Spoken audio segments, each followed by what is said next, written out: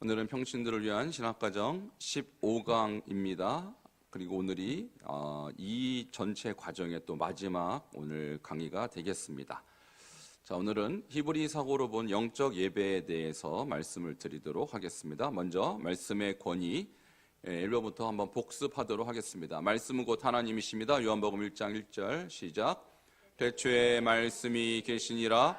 이 말씀이 하나님과 함께 계셨으니 이 말씀은 곧 하나님이시니라. 아멘. 말씀은 영원히 존재합니다. 마태복음 24장 35절 말씀 시작. 천지는 없어질지언정 내 말은 없어지지 아니하리라. 아멘. 말씀은 생명입니다. 잠언 6장 23절 시작. 대저 명령은 등불이요 법은 빛이요 훈계 책망은 곧 생명의 길이라. 아멘. 말씀은 사람을 온전하게 합니다. 디모데후서 3장 16, 17절 말씀 시작. 모든 성경은 하나님의 감동으로 된 것으로 교훈과 책망과 바르게 함과 의로 교육하기에 유익하니 이는 하나님의 사람으로 온전하게 하며 모든 선한 일을 행할 능력을 갖추게 하려 함이라. 아멘. 말씀은 영혼을 소성하게 하며 우둔한 자를 지혜롭게 합니다. 시편 19편 7절 시작. 여호와의 율법은 완전하여 영혼을 소성시키며 여호와의 증거는 확실하여 우둔한 자를 지혜롭게 하며. 아멘. 말씀은 마음을 기쁘게 하며 눈을 밝게 합니다. 시작.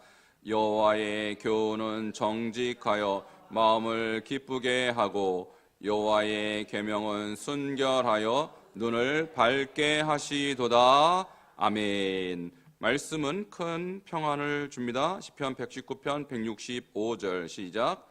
죄의 법을 사랑하는 자에게는 큰 평안이 있으니 그들에겐 장애물이 없으리로다. 아멘. 말씀은 우리를 뛰어나게 합니다. 신명기 28장 1절 시작. 내가 내 하나님 여호와의 말씀을 삼가 듣고 내가 오늘 내게 명령하는 그의 모든 명령을 지켜 행하면 내 하나님 여호와께서 너를 세계 모든 민족 위에 뛰어나게 하실 것이라. 아멘. 말씀은 영혼을 찌르는 칼입니다. 히브리서 4장 12절 말씀 시작. 하나님의 말씀은 살아있고 활력이 있어 저우의 날선 어떤 검보다도 예리하여 혼과 영과 및 관절과 골수를 찔러 쪼개기까지 하며 또 마음의 생각과 뜻을 판단하시나니. 아멘. 말씀은 인생의 안내자입니다. 시편 119편 105절 말씀 시작. 주의 말씀은 내 발의 등이요 내 길의 빛이니이다. 아멘. 자, 이 10가지 말씀은 우리 성도님들이 아침에 일어나면요 이거부터 하셔야 돼요. 이 10가지 말씀을 딱 암송하고 오늘도 말씀이신 하나님과 동행하여 주시옵소서. 오늘도 말씀이신 능력의 그 하나님께서 우리와 함께하여 달라고 이렇게 이 말씀이기도 하지만 이게 또 기도예요. 그러니까 아침에 딱 이 말씀을 여러분 붙잡고 하루 종일 이 말씀의 권위, 이 말씀의 능력과 함께 동행하는 여러분 되시길 바랍니다. 자, 말씀이 우리 인생의 안내자잖아요. 그러니까 우리의 말씀이 우리 발의 등이 되고 빛이 돼야 우리가 넘어지지 않고 승리하게 될 줄 믿습니다. 자, 복습하겠습니다. 12강부터 복습할 텐데요. 성화를 위해 성령님이 하시는 일에는 무엇이 있습니까? 율법의 요구, 거룩과 사랑이죠. 이것을 성령님이 이루게 하십니다. 두 번째, 몸의 행실을 죽이도록 도와주십니다. 세 번째, 인도해 주십니다. 네 번째, 하나님의 자녀됨을 확신케 하십니다. 다섯 번째, 고난을 이기도록 도우십니다. 여섯 번째, 중보해 주십니다. 자, 우리가 성령이 계시고 안 계시고의 차이는요, 좀 성령이 계시면 좀 능력이 있고 아니면 능력이 없고 뭐 이런 어떤 것도 있겠지만 성령이 계시고 안 계시고는 영이 있고 없고의 차이예요. 사람이 죽으면 같은 사람이지만 죽고 안 죽고의 차이가 뭐가 있고 없고예요. 생명이 있고 없고잖아요. 그러니까 우리 안에 호흡, 지금 호흡을 하잖아요. 제가 호흡이 없으면 죽은 시체고요. 호흡이 있으면 살아있는 사람이잖아요. 아주 작은 차이 같지만 그게 시체와 살아있는 사람을 가르듯이 같은 살아있는 사람이라고요. 분명히 호흡도 하고 말도 하고 돌아다니는데 성령이 없는 사람과 성령이 있는 사람은 영적으로는 죽은 자와 산 자의 차이라고. 엄청난 차이죠. 그러니까 성령이 내가 없이도 교회 생활 충분히 할 수 있어요. 성령이 없이도 열심히 교회에서 하라는 거 다 하면요, 훌륭한 성도라고도 인정도 받아요. 그러나 천국 못 갑니다. 왜 못 가냐? 성령이 안 계신 사람은 영이 죽은 거기 때문에 주님이 마지막 심판대 앞에서 우리에게 얼마나 무엇을 했느냐보다도 네가 성령의 사람이었냐를 보자는 거죠. 그러니까 우리가 지금 신앙생활 할 때 여러분의 핵심은 뭐냐? 내 안에 성령이 계시는가? 안 계시면 헛수고입니다. 헛수고예요. 그래서 우리가 이 로마서 8장을 중심으로 성령이 하시는 일을 지금 6가지를 보잖아요. 그러면 우리가 육으로만 살면 어떤 일이 일어나냐면 우리의 육이 나를 이끌어가요. 그 하나님 말씀을 내가 읽고 아무리 배우고 심지어 암송까지 해도 내 안에 성령이 없으면 이걸 순종을 못해요. 왜냐하면 순종은 내가 하는 게 아니라 누가 하게 하셔요? 저기 보세요. 율법이 요구를 이루어지게 하신다고. 율법이 육신으로 말미암아 할 수 없는 그것을 하나님은 하시나니. 그러니까 누가 하셔요? 하나님이, 성령이 하시는 거예요. 그러니까 우리가 말씀을 지키고 싶어도 잘 안 지켜지는 이유가 있습니다. 그 왜냐하면 우리가 육으로 살아서 그래요. 육으로. 영이 나를 지배하면, 성령이 나를 지배하면 내가 순종하는 게 아니에요. 하고 싶어도 못합니다. 우리는. 왜? 율법이 육신으로 말미암아 할 수 없다고 그랬어요. 육신 때문에 안 된다고 그러고. 그러나 성령이 계시면 하나님께서 우리에게 그 능력을 주셔서 순종하게 하십니다. 그래서 몸의 행실을 성령이 죽여주세요. 하나님의 영으로 인도함을 받는 사람은 곧 하나님의 아들이라. 성령이 친히 우리 영과 더불어 우리가 하나님의 자녀임을 증거하시는, 자녀임은 또한 상속자요 하나님의 상속자, 그리스도와 함께한 상속자니 우리가 그와 함께 영광을 받기 위하여 모두 고난도, 저기 고난 있죠, 고난도 함께 받아야 될 것이니. 우리가 연약할 때 우리가 마땅히 구할 바를 알지 못하나 성령이 말할 수 없는 탄식으로 우리 위하여 간구하시는. 그러니까 성령이 계신 분은 이런 역사가 날마다 체험될 줄 믿습니다. 그러니까 우리가 성령 그래서 하는 거예요. 성령 강림절 때만 성령 하는 게 아니라 성령이 계시고 아닌 것은 죽었고 살았고를 구별하는 딱 한 가지 기준이라는 것입니다. 날마다 성령을 구하시기 바랍니다. 너무 중요한 거라서 제가 다시 한번 말씀드린 거예요. 자, 13강 복습인데요. 로마서 9장 13절은 개인의 선택과 유기, 버림을 설명하는 구절인가요? 내가 야곱은 사랑하고 에서는 미워하였다 하는 이 구절 말인데요. 이게 야곱은 구원 주기로 선택하고 에서는 미워해서 버리는 것일까요? 그 구절이 아니라는 거예요. 이것은 개인의 구원 문제를 다룬 것이 아니라 이스라엘 민족의 구원 문제를 다룬 것이며, 구원의 순서에 있어서 이스라엘이라는 민족이 에서로 대표되는 에돔 민족보다 먼저 은혜를 입었다는 사실을 강조한 것입니다. 자, 그래서 우리가 헬라사고로는요, 한쪽을 택했으면 한쪽은 버린 것으로 이해를 해요. 그게 헬라사고예요. 통합적인 사고가 아닙니다. 근데 히브리 사고는 한쪽을 선택했다는 것은 무엇을 위한 선택인가? 나머지를 구원하기 위한 선택이에요. 믿습니까? 하나님이 이스라엘을 택했습니까? 그러면 나머지는 버린 거예요? 아니면 이스라엘 통해서 구원할 거예요? 이스라엘 통하여 구원할 거예요. 그러니까 이것은 선택과 유기가 아니에요. 선택을 통한 구원의 시작이에요. 이렇게 이해해야 로마서를 제대로 이해한 겁니다. 자, 그렇지 않고 하나는 버렸고 하나는 택했다. 이거는 헬라적 사고라고요. 이분법적 사고. 잘못된 해석이라는 것입니다. 로마서 9장 18절에서 21절 토기장의 비유는 개인의 선택과 유기를 설명하는 구절인가요? 자, 토기장이가 자기가 만든 그릇을 깨트릴 권한이 있죠. 그러면 왜 깨트릴까요? 괜히 깨트려요? 여기서 하나님이 만든 이 토기는 누구를 비유하는 것입니까? 누구를 토기로 비유한 거예요? 이게 예레미야에 있잖아요. 근거가. 그죠? 하나님이 택한 이스라엘 민족을 비유한 것입니다. 하나님이 토기를 하나 만들었어요. 멋진 작품을. 근데 왜 깨트려요? 하나님이 원하시는 대로 순종하지 않으니까 깨트리겠다는 거예요. 그러니까 이 토기장의 비유는 하나님 마음대로 괜히 깨트리겠다는 것이 아니라 하나님께 불순종한 대가로 하나님이 징계하시겠다는 의미라는 거예요. 그래서 어디로 징계 보내셨냐면 바벨론에 징계를 보내셨잖아요. 이게 바로 토기장의 비유의 핵심이에요. 그러니까 하나님이 괜히 누구는 택하고 괜히 누구는 버리고가의 개념이 아니라 이스라엘이 왜 하나님께서 깨트리셨냐? 죄악 때문에, 불순종 때문에. 그러니까 이 비유는 이스라엘이 그리스도를 통해 계시된 하나님의 명령을 따르지 않은 결과 토기장이신 하나님이 이스라엘에게 적절하게 징계하실 것을 선택한 설명한 구절이라는 것입니다.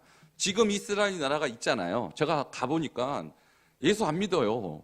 예수님을 안 믿어요. 왜? 이스라엘에서 예수님이 나오셨는데 자기가 생각한 대로 오시지 않았거든요. 왕궁에서 왕으로 오시지 않았거든요. 마국간에서 초라하게 오셨거든요. 그러니까 아니라는 거예요, 메시아가. 그가 메시아라면 로마를 뒤집어 엎어서 우리를 로마로부터 해방시켜줬는데 그렇게 안 했다라는 거예요. 그러니까 아니라는 거예요. 잘못된 이해를 한 것이죠. 그래서 예수님을 얼마나 미워하냐면요, 우리나라는 사거리에 십자로라고 그러죠. 십자로. 거기 이스라엘 십자로가 없어요, 아예. 그럼 어떻게 통과해요? 동그랗게 우리가 뭐라 그래요? 그걸 회전교차로로 만들어요. 십자가가 너무너무 싫어서 그 사람들은. 그렇게 지독하게 십자가를 싫어하는 사람들이에요. 그러니까 하나님이 깨트려야겠어요? 안 깨트려야겠어요? 깨트려야죠, 그런 사람들. 그렇게 고집센 사람 깨트려갖고 하나님 앞에 무릎 꿇고 빌어야 될 사람들 지금. 그러니까 이 나라 2500년 동안 나라가 없었던 이유가 뭡니까? 하나님 앞에 불순종해서 하나님 깨트린 거라고요. 근데 1948년 5월 14일 날 이 나라 다시 회복됐죠? 2500년 만에. 기적 아닙니까? 왜 이 나라를 회복시켰을까요? 그게 로마서 9장에 나와요. 예언이 되어 있어요. 뭐냐면 남은 자를 구원하시려고. 할렐루야. 이스라엘 중에서도 남은 자는 구원시킨다. 남은 자. 그러니까 하나님이 구원할 수 있는 특별한 마지막 기회를 주신 거예요. 이스라엘 민족. 그러니까 하나님의 택하시면은 후회하심이 없어요. 하나님이 부르시면은. 이스라엘을 부르셨잖아요. 이 민족을 첫 번째 하나님의 선택 대상으로 부르셨어요. 이걸 후회를 안 하셔요. 완전히 버리진 않는다. 그래서 마지막 때 이방 민족이 구원받는 걸 보고 시기 나게 만드는 거예요. 저것들 봐라. 저 이방 것들이 어떻게 하나님을 믿어? 그러면서 막 시기를 나게 만들어요. 그 대표적인 시기 나게 하는 민족이 어느 민족인지 아세요? 대한민국이에요. 할렐루야. 대한민국을 이스라엘이 굉장히 신기하게 봐요. 저 민족은 왜 이렇게 예수를 열심히 믿는데? 저게 왜 이렇게 교회가 많어? 왜 이렇게 십자가가 많어? 깜짝 놀래요. 뭐 하는 민족이길래? 그래서 우리 민족이요, 이스라엘을 정신 차리게 하는 민족이에요. 그리고 지금 이스라엘에 선교사로 가장 많이 보낸 나라가 한국하고 중국입니다. 놀랍게도. 그러니까 깜짝 놀라게 지금 하나님께서 쓰시는 나라가 한국하고 중국이라고. 이스라엘 회복시키려고. 할렐루야. 이거 하려면 밤이 새도록 해도 시간이 모자라요. 하나님이 마지막 선교의 완성은 이스라엘의 회복이에요. 이스라엘이 어떻게 움직이는지 잘 봐야 돼요. 이 민족이 회복되고 돌아온다? 이거 주님 오실 때가 코앞에 가까웠다 이 뜻입니다. 하나님의 이 구원의 서정은 뭐냐? 이스라엘을 택했지만 그가 하나님 앞에 불순종해서 하나님이 깨트려버리고 이방인을 택해서 구원받게 하시고 이방인을 통하여 시기하게 만들어서 그 중에 얼마가는 예수를 믿게 만드는 거. 이게 하나님의 구원 계획입니다. 이게 로마서 9, 10, 11장에 나와 있어요. 이런 비유로 토기장의 비유가 나온 것이지 하나님이 뜻도 없이 괜히 누구는 선택하고 누구는 버렸다, 이렇게 해석하면 절대 안 된다는 것입니다. 13강으로 넘어갑니다. 자, 이제 존 칼빈의 이중 예정이 아까 말한 이것을 도대체 왜 하나님이 버렸고 왜 하나님이 택했는지에 대한 설명도 없이 누군 택하고 누군 버렸다 이렇게 해석한 사람이에요. 저는 개인적으로 존 칼빈을 존경한다 그랬어요, 제가 개인적으로. 근데 이거는 잘못 해석했다. 이건 잘못했겠어요. 자, 왜 불완전한 신학인가 하면은 모든 죄인을 사랑하시는 사랑의 성품을 통합적으로 설명할 수 없잖아요. 왜 갑자기 누군 버리고 누군 택합니까? 하나님의 사랑이 아니죠. 완악한 자를 심판하시는 공의의 성품을 통합적으로 설명할 수 없어요. 그리고 모든 사람을 구원코자 하는 하나님의 보편적 구속 사역을 통합적으로 설명할 수 없다. 하나님은 모든 사람이 구원을 받으며 진리를 아는 데 이르기를 원하세요. 농담이 아닙니다. 하나님은 모든 사람을 구원하기 원하셔요. 그런데 왜 갑자기 누구는 택하고 누구는 왜 버리냐고요. 이것을 설명할 수 없다는 것이죠. 자, 4번. 존 칼빈의 애정론이 나온 근본적인 이유는 무엇입니까? 하나님의 주권 신학을 지나치게 헬라적으로, 이 헬라적은 철학적, 사색적, 분석적으로 너무 이것을 분석했기 때문입니다. 자, 그러면 존 웨슬리, 우리 감리교의 창시자인 존 웨슬리는 예정론에 대해서 어떻게 설명했을까요? 세 가지로 설명했는데, 첫 번째는 무조건적 예정이 있다. 무조건적 예정한 부분이 있는데 뭘 예정하셨을까요? 사명자. 예수 그리스도의 종 바울은 사도로 부르시면 누가 불렀어요? 하나님이. 왜요? 왜 하필이면 사도 바울이에요? 누구 마음? 하나님 마음. 이것이 무조건적 예정. 이것은 우리가 왜요? 라고 따질 수 없어요. 이것을 무슨 예정이다 하냐면은 사역적 예정이다. 이것은 하나님 마음이에요. 그 다음에 인간의 생사와 같은 섭리적 예정 있죠? 반드시 인간은 태어나고 반드시 죽잖아요. 그죠? 그리고 인간은 누구는 남자고 누구는 여자라고요. 왜요? 누구 마음? 하나님 마음. 우리는 딱 눈 떠보니까 대한민국에 태어났어요. 누구 마음? 하나님 마음. 이것은 우리가 왜요라고 물을 수 없어요. 왜요라고 물을 수 없어요. 이것이 하나님의 주권적인 섭니다라고 볼 수 있어요. 이것은 무조건적인 예정이지 여기에 대해서 이의를 제기할 수 없습니다. 이것도 웨슬리가 얘기한 하나의 예정 부분이고요. 두 번째는 조건적인 예정이 있어요. 어떤 것이 조건적인 예정이냐? 개인의 구원에 대해선 조건적이었어요. 어떤 면에서 그러냐? 자유의지를 하나님이 주셔서 그리스도를 믿는 자에게는 구원을 주시고 그리스도를 거부하는 자에게는 구원을 주실 수 없다는 것이죠. 그래서 자유의지는 아담과 하와에게도 적용되죠. 선악을 알게 하는 나무의 열매를 먹지 말라. 먹는 자는 반드시 뭐하리라?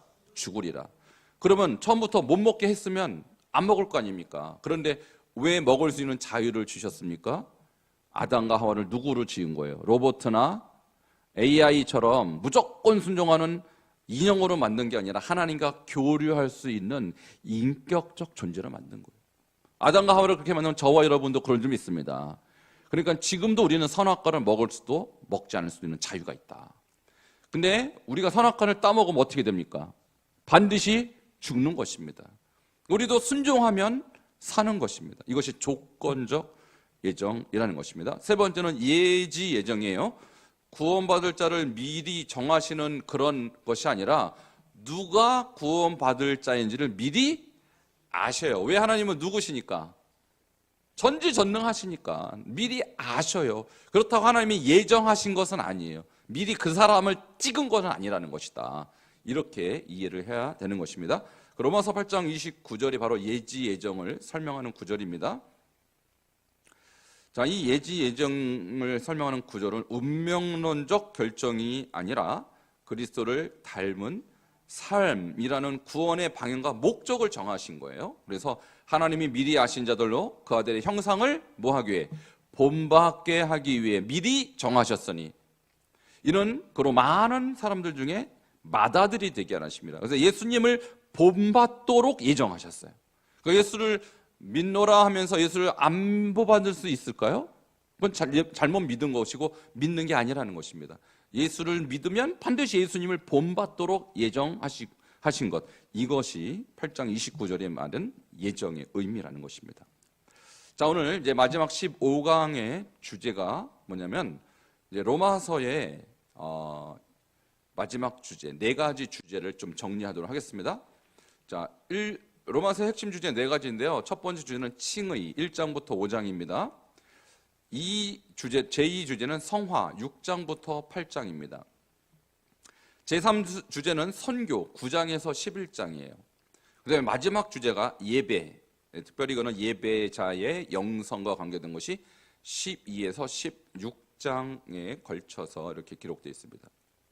자, 칭의에 대한 설명은 바로 그 밑에 있습니다. 자, 이방인이나 유대인이나 모두 행위가 아닌, 여기서 행위는 무슨 행위? 율법의 행위를 말하는 것입니다. 할례와 같은 율법의 행위가 아닌 예수 그리스도에 대한 믿음으로 이루어진다라는 것이 칭의죠. 그래서 믿음은 그냥 사색적 믿음입니까? 순종하는 믿음이라는 거예요. 그래서 로마서 1장 17절에 보면은 복음에는 하나님의 의가 나타나서 믿음으로 믿음에 이르게 하나니 기록된 바 오직 의인은 무엇으로?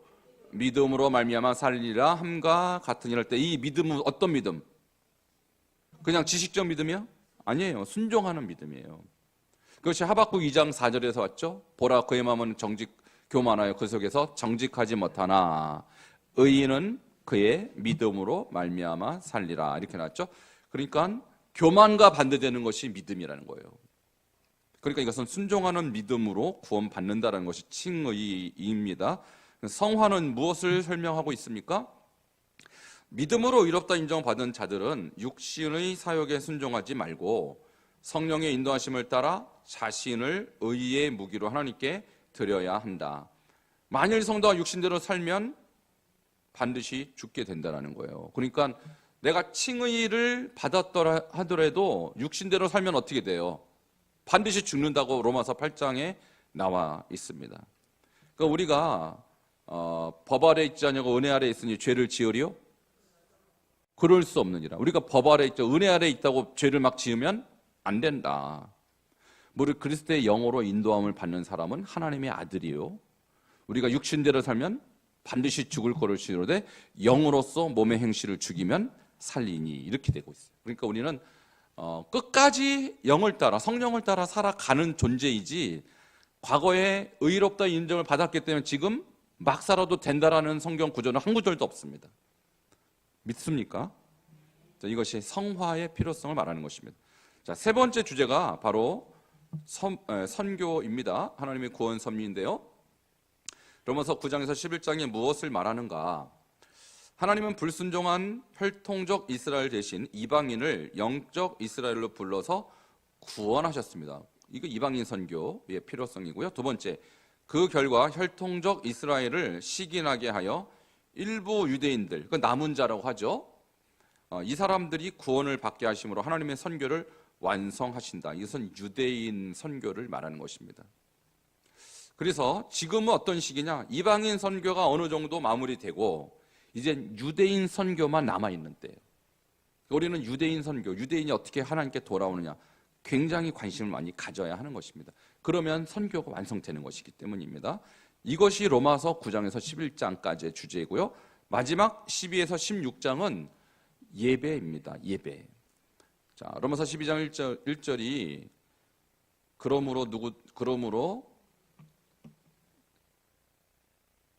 그러므로 형제들아 내가 하나님의 모든 자비하심으로 너희를 권하오니 너희 몸을 하나님이 기뻐하시는 거룩한 산 제물로 드리라. 이것이 너희가 드릴 영적 예배니라. 이게 로마서 12장 1절입니다. 그러니까 첫 번째 결론에 해당하는 12장 1절이 마지막 주제입니다.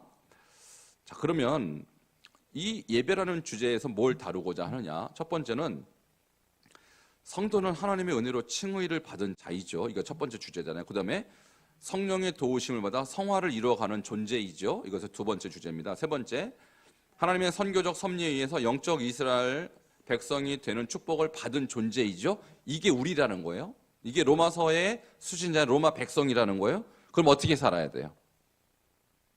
그 다음부터 할렐루야 하고 막 살면 돼요? 내 맘대로 살아도 돼요? 그 다음부터? 아니에요. 이런 은혜를 받았으니 어떻게 살아라? 그게 12장 1절이죠. 이에 합당한 방언으로 하나님께 응답해야 돼요. 그것은 자신을 하나님이 기뻐하시는 거룩한 산 제물로 드리는 것, 즉 예배자로 사는 것입니다. 할렐루야. 이게 로마서의 결론이라는 거예요. 그래서 로마서를 크게 우리가 두 부분으로 나눌 수 있어요. 두 부분. 1장부터 11장. 자, 그것은 하나님의 은혜로 말미암은 구원에 대해서 말하는 것이고요. 1장부터 11장. 그다음에 12장부터 16장은 구원의 은혜에 대한 삶의 응답이에요. 그것이 영적 예배라는 거예요. 그러니까 지금 우리는 1장부터 11장을 다 배우셨어요. 이제 어떻게 사셔야겠어요? 할렐루야, 구원받았네, 내 마음대로 살자예요? 아니에요. 이제부터가 시작입니다. 어떻게 해요? 예배자로 사는 거예요. 예배자.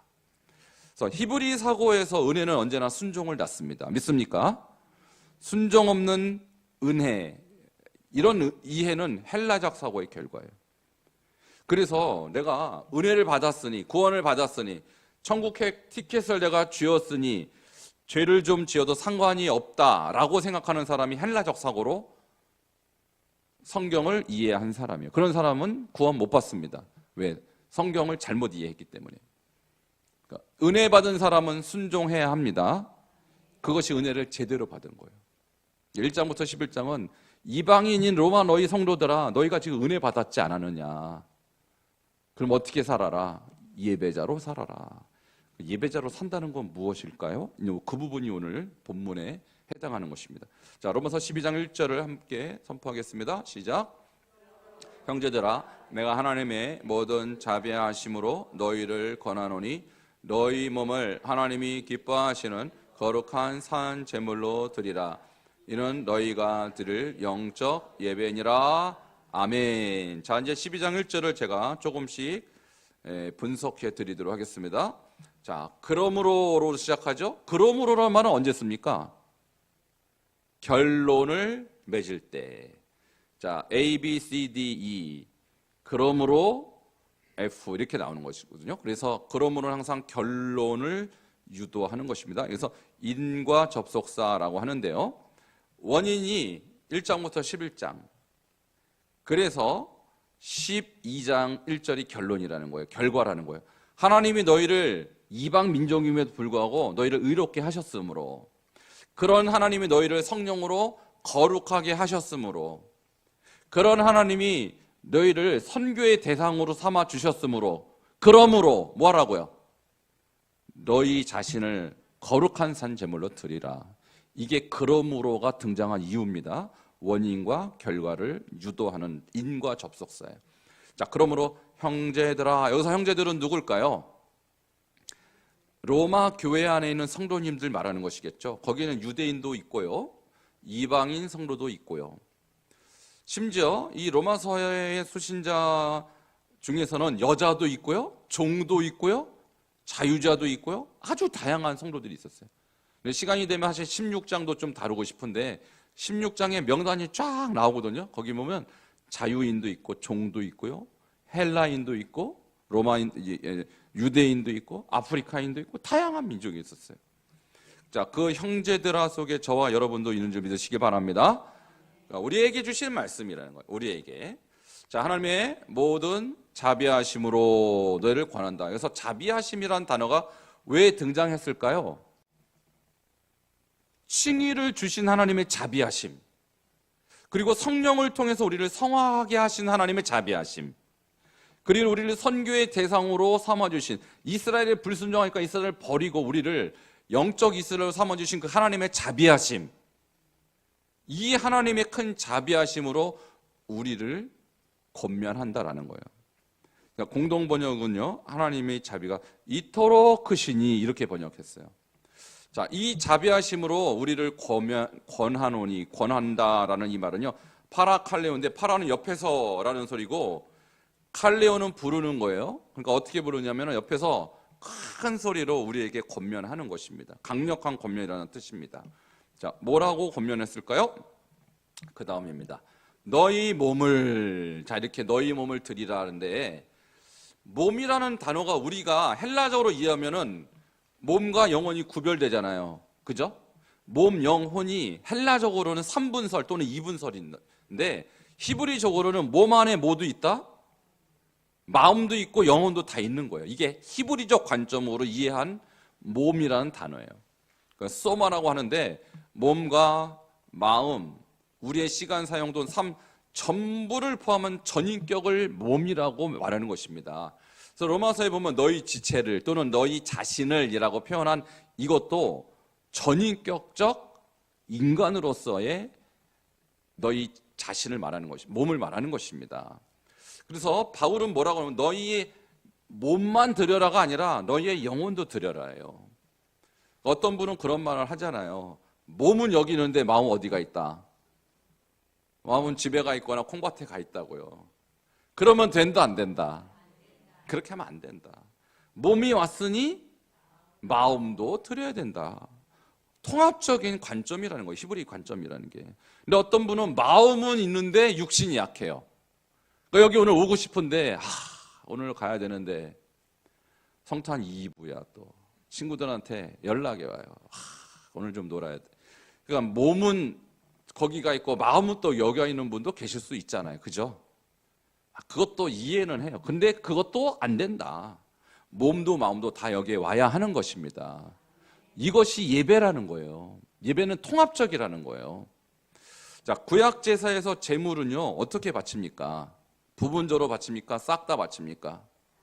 싹 다 전체를 다 바치죠. 그래서 짐승을 소나 양이나 염소나 뭐 가난한 사람은 이제 비둘기도 바칠 수 있는데요. 소를 가져오잖아요. 그럼 누구를 어떤 소를 갖고 오냐? 내가 기르던 소를 갖고 오는 거예요. 그래갖고 안수를 합니다. 안수하면 내가 안수하는 거예요. 내가. 그 왜 안수합니까? 내 죄를 네가 받아라.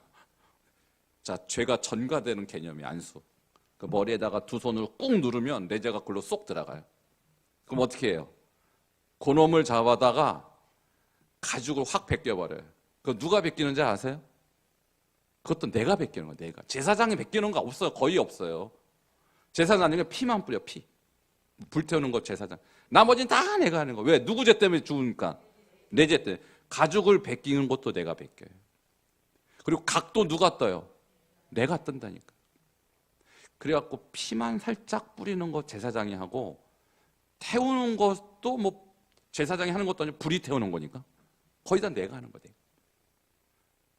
그리고 장은 정강이 하고 장은 씻고 그 머리는 빼고 그 가죽과 머리만 빼고 나머지는 내장과 고기와 이건 싹 다 바치는 거예요. 이게 제사라고요.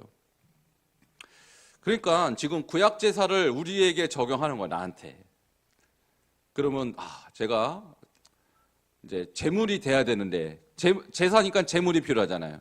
내가 제물이 돼야 되는데 몸은 와 있고 마음은 안 왔다. 그러면 제물이 돼요, 안 돼요?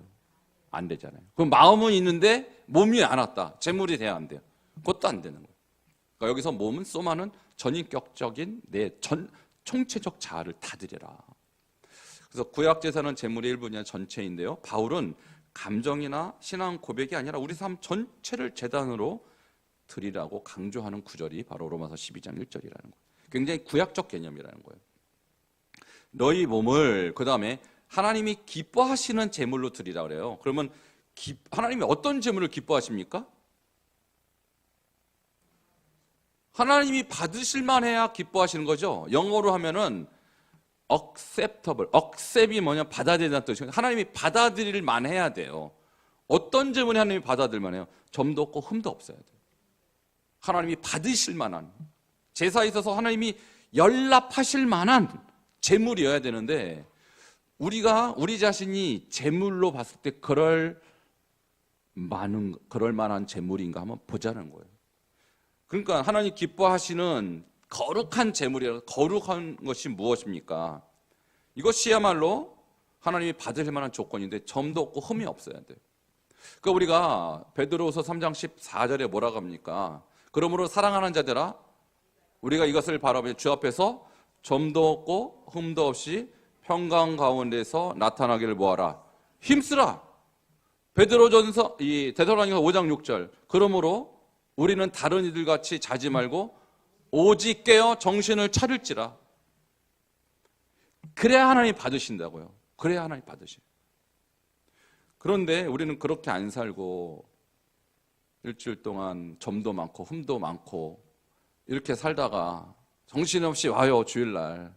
그리고 뭐라, 주여 용서하여 주시옵소서. 요거 매주 반복합니다. 아니, 물론 회개는 해야 돼요.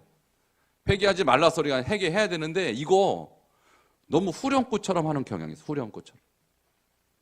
후렴구가 돼서는 안 돼요. 우리 몸을 하나님이 기뻐하실 만한 거룩한 산 제물로 만들어서 오셔야 돼요. 그런 의미에서 우리의 예배의 핵심은 주일보다도 평일이 더 중요해요. 월요일부터 평일까지 내 자신을 거룩하고 흠없는 제물로 만들어 와서 주님께 바쳐야 받을 만한 제물이 되지 않겠습니까? 근데 월요일부터 토요일은 내 마음대로 점없고 흠없는 삶으로 살다가 주일날 주여 받으시옵소서. 주님이 받기가 어려울 수 있다. 그러니까 이런 총체적인 삶 전체를 말하는 거예요. 그래서 로마서에서 말하는 예배라는 것은 주일 예배를 말하는 게 아닙니다. 그걸 포함한 삶 전체가 우리의 예배라는 거예요. 왜? 내가 제물인데 제물로 받아들일 만 하지 못하면 아무리 예배를 드려도 그 예배가 의미가 없을 수 있다는 거예요. 그래서 거룩한이라는 이 카도시라는 단어 안에는 순결한이라는 뜻도 있지만 세상과 구별된이라는 뜻이 있어요. 구별돼야 돼요. 왜냐? 하나님께 속했기 때문에. 오직 하나님만을 위해서 사용되기 때문에 거룩하다는 것이지, 예를 들면 여기 있는 이 종이요, 거룩합니까? 거룩하지 않습니까? 헷갈리세요? 이건 그냥 철에 불과해요. 거룩할 이유가 전혀 없어요. 그죠? 근데 이 자리에 있기 때문에 거룩한 거예요. 왜? 하나님께 드려졌기 때문에. 이거 저기 우리 동네가 무슨 동이에요? 여기가 고색동은 행정사무실이 따로 없죠. 평동 사무실에 시간마다 1시간씩 요거 땡땡땡땡 시간 알리는 거 요거 쓰면 돼야 안 돼요. 요거는 교회에서만 쓰는 거. 주님을 위해서. 요즘은 잘 쓰지도 않지만 어쨌든 이것은 주님을 위해서 전용으로 쓰는 거예요. 요 강대상 이거 거룩해요, 안 거룩해요? 뭐가 거룩해요? 이거 그냥 플라스틱에 불과한데 이게 뭐가 거룩합니까? 얘가 무슨 거룩해야 될 이유가 뭐 있어요? 근데 왜 거룩하다고 합니까? 주님께 바쳤기 때문에. 성물이에요, 성물. 그래서 우리가 성찬할 때 성찬기 있죠? 그거 거룩해요, 안 거룩해요? 왜 거룩해요, 걔가? 그냥 메탈에 불과해요. 쇠에 불과한데 왜 성물이다 그러고 이름을 붙이냐고요? 하나님께 바쳤으니까. 그 여러분 자신도 왜 성도라 그래요? 여러분이 거룩해요? 아니 솔직하게 거룩하냐고요? 안 거룩하잖아요. 근데 왜 성도라고 거룩한 사람이라고 왜 불러요? 하나님께 바쳤으니까. 그럼 성도답게 살아야 됩니다. 근데 교회는 성도가 많은데 교회 밖에는 성도가 잘 안 보여요. 교회 안에서만 성도이면 되는 줄 아는 거예요. 잘못된 이해입니다. 성도는 교회에서도 교회 밖에서 성도여야 됩니다. 티가 난다고요. 성도는요 거짓말 안 해요. 성도는 자기가 손해 본다고요. 성도는 이기적으로 안 살아요. 할렐루야. 그 티가 나잖아요. 성도는 시간만 나면 기도합니다. 성도는 정직하다고요. 근데 그런 티가 안 난다. 성도 아닙니다. 그거는. 교회에서만 성도라면 주님이 나중에 너는 내가 받을 만한 거룩한 제물이 아니야. 이렇게 하면 어떻게 하실 거예요? 그러니까 로마서의 결론은요. 너희가 이렇게 큰 자비와 은혜를 받은 존재로서 똑바로 살아라. 그 얘기하는 거예요. 바울이 이 로마 백성들에게 똑바로 복음에 합당하게 거룩하게 근데 그렇지 않고 이름만 목사, 이름만 장로, 이름만 권사, 나중에 큰 벌 받습니다. 하나님. 우리는 그렇게 절대 살면 안 돼요. 로마서가 우리에게 주는 교훈은 뭐냐면, 우리가 은혜를 받았으니 할렐루야 아멘 하라는 게 아니라 은혜 받은 자답게 살아라. 이게 로마서 12장 1절이에요. 자, 그 다음에 거룩한 무슨 제물로? 산 제물로 드리래요. 와, 제물이 어떻게 살아있습니까? 아까 그랬잖아요. 제물은 가죽 싹 벗기고 각을 다 뜨는데 어떻게 제물이 살아있어요? 그리고 여기서 말하는 산 제물이라는 것은 뭐냐면은, 우리가 지금 실제로 우리 자신을 가죽을 벗길 수는 없잖아요. 그죠? 여러분 자신의 내장을 확 다 빼낼 수는 없는 거예요. 우리가 제단에 불태워질 수는 없잖아요. 그러니까 주님 앞에서 우리는 매일 살아있지만 제물이 되어야 된다. 살아있는 제물로. 그러니까 움직이지만, 우리는 돌아다니지만 하나님 앞에 제물로 살아야 된다. 그래서 일상의 삶을 통해서 끊임없이 헌신해라.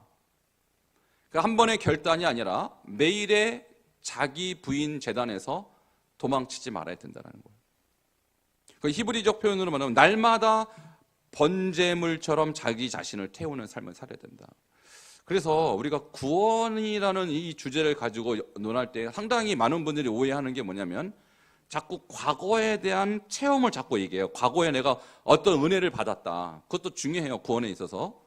저도 체험이 있습니다. 그때 그 체험 때문에 여기까지 온 것도 사실이에요.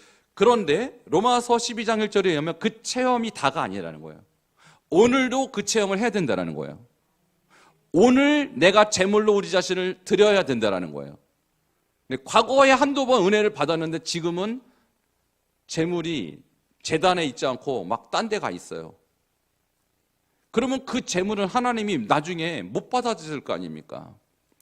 이와 같이 구원에 있어서 핵심은 뭐냐? 과거가 아니라 현재입니다. 현재 나와 하나님과의 관계라는 거예요. 이것이 구원의 제일 중요한 주제예요. 많은 분들이 한때 은혜 받은 얘기를 자꾸 해요. 여러분, 왕년에 집에 금송아지 한 마리 안 키운 사람이 어디 있어요? 왕년 얘기할 것 없다. 왕년. 근데 우리는 자꾸 옛날 얘기를 해요. 옛날에 내가 얼마나 열심히 했냐. 중요합니다. 그러나 지금도 그 열심이 없다면 여러분의 신앙은 하나님께 받아들일 수 없다는 거예요. 왜냐하면 산 제물이 그런 뜻이기 때문에 100% 오늘도 주님 앞에 과거의 그 뜨거웠던 마음으로 예배해야 하는 것입니다. 그것이 없다면 우리의 그 한때 은혜, 한때 받은 충만은 하나님 앞에 절대로 받을 만한 제물로서 하나님이 인정하지 않습니다. 그래서 날마다 자신이 번제물로 드리는 것. 이것이 로마서가 우리에게 말하는 교훈이라는 거예요. 날마다. 자, 영적 예배에 대해서 이제 말씀드리고 이제 결론이 날 텐데요. 이 로기케 라트레이아, 라트레이가 예배고요. 로기케는 합당한 이란 뜻입니다. 그러니까 우리가 하나님께 지금 로마서 1장부터 11장까지 세 가지 주제가 나오잖아요. 칭의, 두 번째는 성화, 세 번째는 선교. 하나님이 나를, 이 죄인, 더러운 죄인을 의롭다고 인정해 주셨고 나에게 성령을 주셨고 나를 하나님의 선교의 대상으로 삼아 주셨다면 어떻게 예배 드려라? 아까처럼 거룩한 산 제물로 드리는 것이 합당하다. 그렇게 드리는 것이. 그것이 언약에 걸맞는 예배라는 거예요. 그렇지 않고 우리가 그냥 형식적으로 예배 드리고 그냥 내가 재직이니까 주일날 와서 예배 드리고 내가 그냥 체면 때문에 예배당에 와 있고 이런 예배는 하나님께 합당하지 않다라는 거예요. 우리가 지금까지 드렸던 예배를 우리는 점검해야 됩니다. 하나님이 받을 만한 로기케 라트레이아, 합당한 예배냐, 하나님의 이름에 걸맞는 예배냐, 하나님이 받으실 만한 예배였냐. 오늘 이것을 로마서를 통해서 우리는 점검해야 될 것입니다. 그러니까 결론입니다. 거룩한 산 제물이란 무엇일까? 삶의 모든 일상 속에서 하나님이 기뻐할 만한 구별된 삶을 사는 것입니다. 그러니까 삶이 곧 예배입니다. 모든 삶이 예배라는 것입니다. 그러니까 자신의 삶 전부를 헌신하여 하나님께 섬기는 것입니다. 이것은 100%의 헌신을 말하는 거예요. 그래서 아까 제물을 드릴 때 제물은 싹 다 바치는 것이지 절반은 뒀다가 나중에 바치고 그렇지 않습니다. 양 한 마리 가져오면 양 전부를 바치는 거고 소를 가져오면 소 전부를 바치는 거예요. 우리가 제물이는 우리 자신의 100%를 드려야 하는 것입니다. 그래서 하나님께서는 우리를 부르실 때 전부를 부르셨죠. 우리의 일부를 부르시지 않으셨다는 것입니다. 마지막입니다. 하나님의 국류를 입은 자답게 너의 삶 전체를 하나님의 제단 위에 올려놓아라. 이것이 언약 백성이 드려야 할 정상적인 예배이다. 이것이 로마서 12장 1절을 좀 쉽게 풀이한 것입니다. 함께 마지막 우리 문장 있죠? 한번 읽도록 하겠습니다. 하나님의 국류를 입은 자답게 시작. 하나님의 국류를 입은 자답게 너의 삶 전체를 하나님의 제단 위에 올려놓아라. 이것이 언약 백성이 드려야 할 정상적인 예배이다. 이게 거룩한 산 제물의 의미입니다. 자, 그러면 마지막 주제 영적 예배의 실천적 적용 어떻게 해야 합니까? 영적 예배자라는 무엇입니까? 자, 로마서 12장 2절 같이 읽겠습니다. 시작. 너희는 이 세대를 본받지 말고 오직 마음을 새롭게 함으로 변화를 받아 하나님의 선하시고 기뻐하시고 온전하신 뜻이 무엇인지 분별하도록 하라. 아멘. 자, 이 세대를 본받지 말라. 이것은 구별된 삶의 예배자가 되라는 것입니다. 함께 따라 하시겠습니다. 구별된 삶의 예배자. 그러니까 다른 사람이 사는 방식으로 살면 안 된다. 구별되게 살아라. 이게 아까 거룩한 산제사에서 설명드렸습니다. 여기서 본받다라는 이 단어는요, 뭐가 같은 모양이 되는 거예요? 그러니까 우리가 세상 사람과 같은 모양이 돼서는 안 되고 그리스도와 같은 모양이 된다. 자, 이것이 예배의 실천적인 첫 번째 적용은 두 번째입니다. 자, 로마서 12장 6절부터 8절인데요. 우리 6, 7, 8절 함께 읽겠습니다. 시작. 우리에게 주신 은혜대로 받은 은사가 각각 다르니 혹 예언이면 믿음의 분수대로 혹 섬기는 일이면 섬기는 일로 혹 가르치는 자면 가르치는 일로 혹 위로하면 자면 위로하는 일로 구제하는 자는 성실함으로 다스리는 자는 부지런함으로 공유를 베푸는 자는 즐거움으로 할 것이니라. 아멘. 여기서 예언, 섬기는 일, 가르치는 자 이것은 다 은사를 말하는 것입니다. 하나님은 각각 은사를 다 주셨거든요. 그러니까 우리가 받은 은사로 충실히 봉사하라는 것입니다.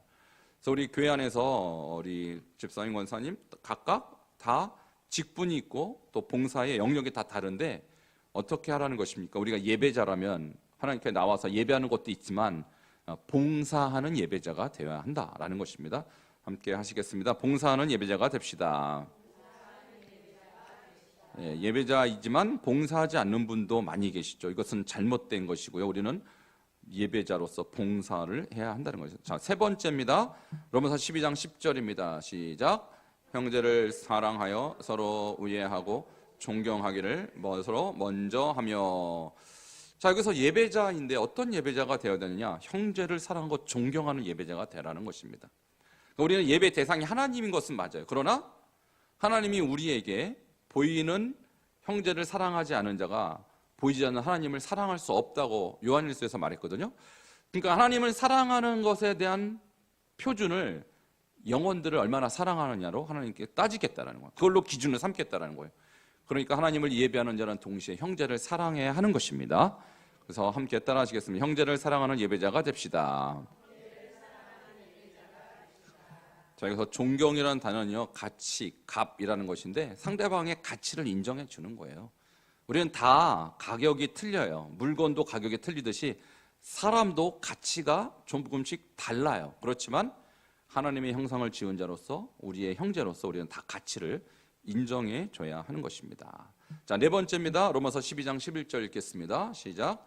부지런하여 게으르지 말고 열심을 품고 주를 섬기라. 아멘.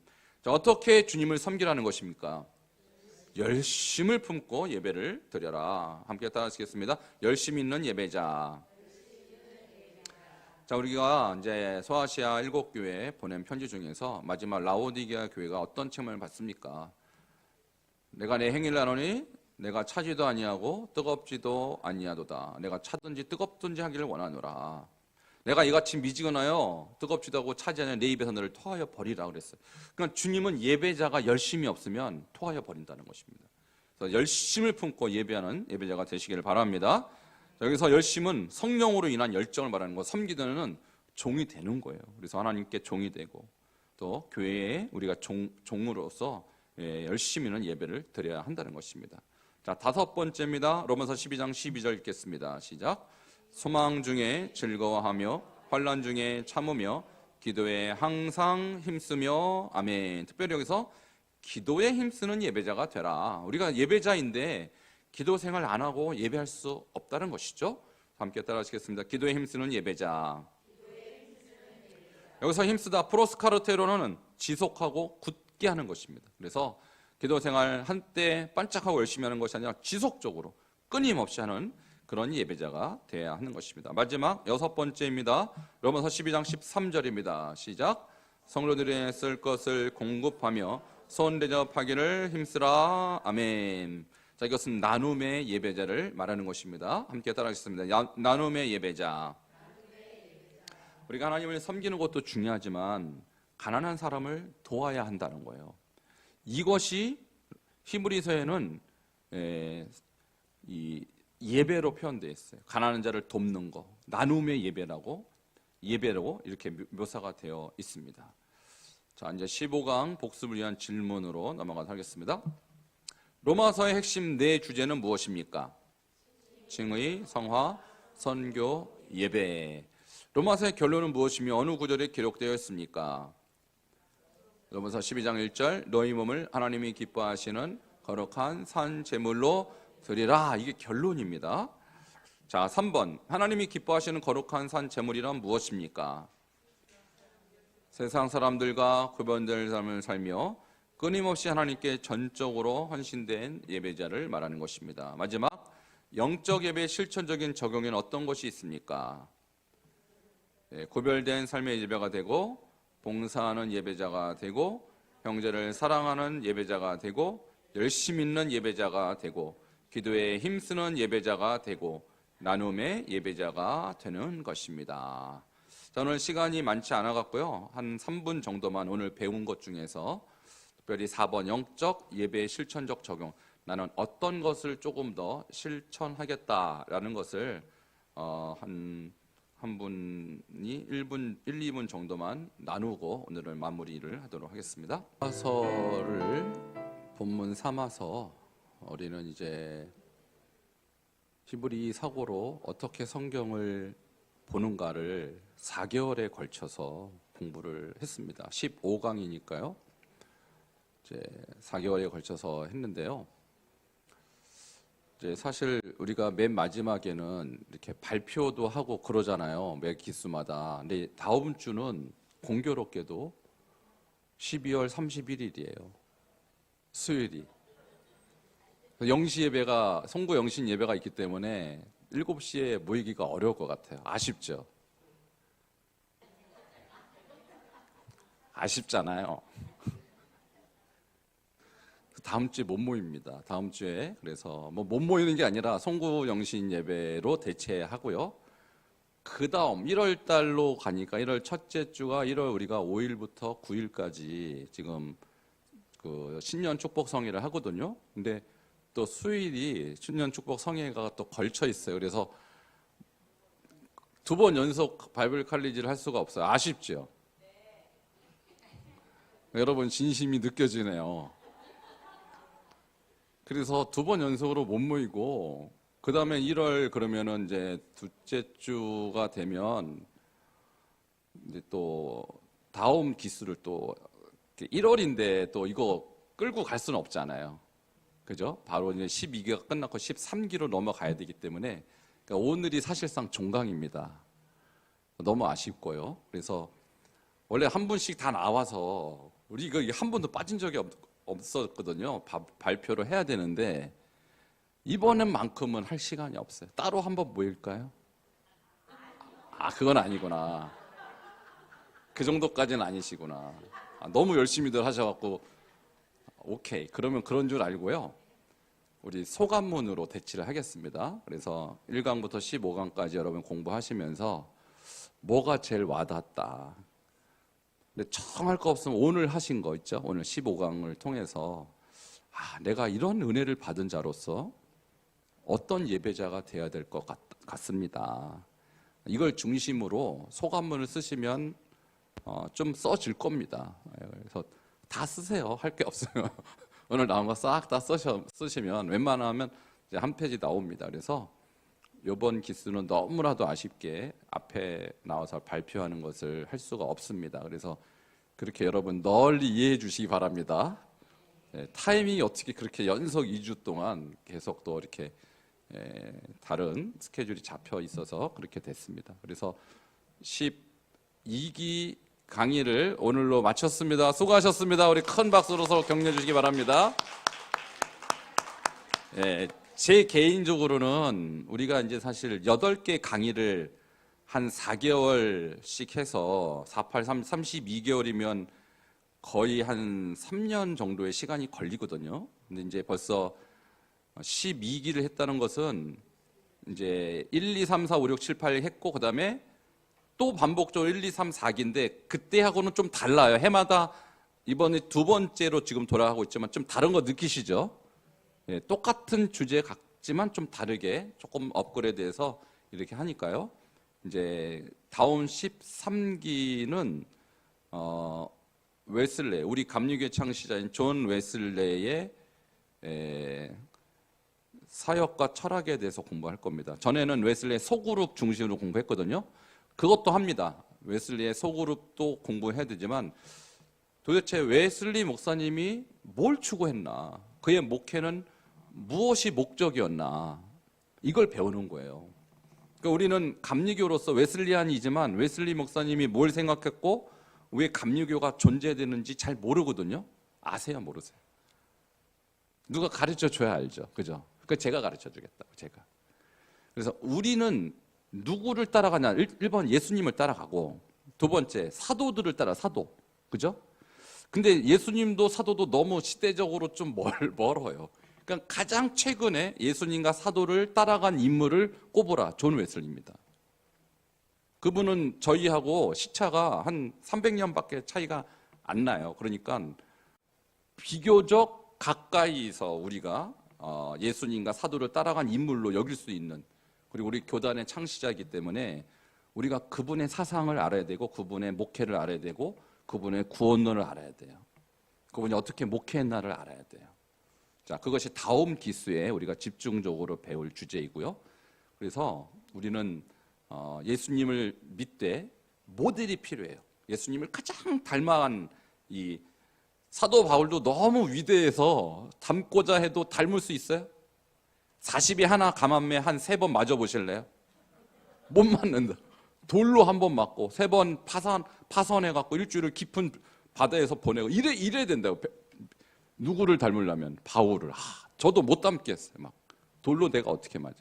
그러니까 그래도 조금 우리하고 정서적 가까운 존 웨슬리 목사님을 통해서 우리가 예수를 어떻게 믿어야 되는지, 교회 생활을 어떻게 해야 되는지 이거를 배우도록 하겠습니다. 그래서 다음 기수에는 우리 이번에 오신 분들을 포함해서 우리 목자님들, 부목자님들, 교회의 이제 리더로서 반드시 알아야 되기 때문에 같이 꼭 따라와서 공부를 하시면 좋겠습니다. 자, 서로 한번 격려하시겠습니다. 수고 많으셨습니다.